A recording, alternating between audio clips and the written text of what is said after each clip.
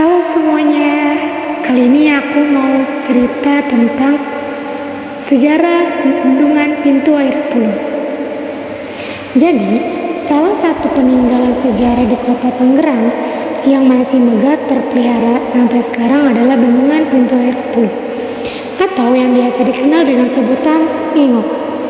Bendungan yang dibuat era tahun 1920 oleh pemerintah kolonial Belanda ini sampai sekarang masih berfungsi dengan baik, membendung sungai Cisadane yang membelah kota Tangerang. Dengan fisik yang kokoh, tinggi bendungan ini mencapai 110 meter. Disebut dengan pintu air 10 karena bendungan ini memiliki tiang penyangga sebanyak 10 buah dan terlihat seperti pintu yang berjumlah 10 buah. Bendungan ini dibangun pada awal abad ke-20. Tepatnya antara tahun 1921 sampai 1930 sebagai bentuk manifestasi politik etis balas budi yang dijalankan oleh pemerintah kolonial Belanda kepada rakyat Indonesia, dan Tangerang yang dijadikan salah satu benteng oleh pemerintahan Belanda. Selain menjalankan politik etis tersebut, juga sangat logis membangun infrastruktur di wilayah pertahanan mereka. Sehingga selain membangun bendungan pintu 10 untuk menjaga dan mengendalikan ketinggian udara sungai, Cisadane guna kepentingan mencegah banjir dan irigasi.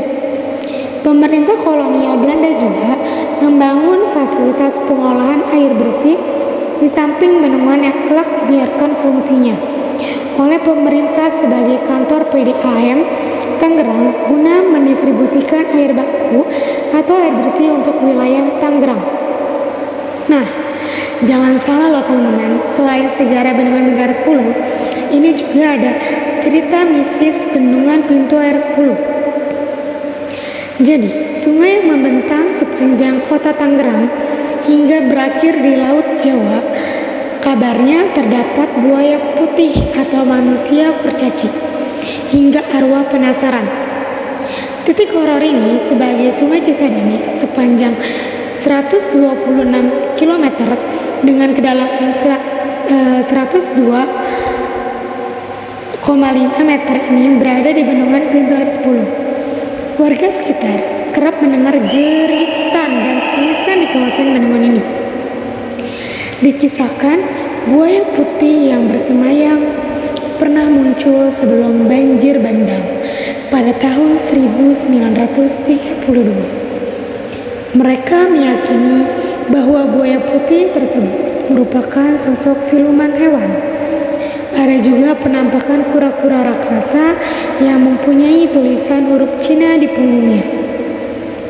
Dan pernah juga diceritakan terdapat seorang penjaga pintu bernama Abdul. Saat itu dia dan rekannya tengah menjalankan tugas penjaga pintu air.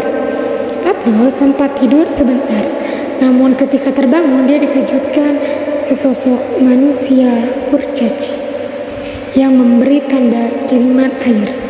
Penjaga pintu air 10 juga kerap mendengar suara jeritan tangisan hingga penampakan arwah gentayangan. Menurut kepercayaan di antara para penjaga, hal-hal tersebut merupakan mayat yang tersangkut di pintu air 10. Dan ini adalah salah satu pusat bendungan pintu air 10.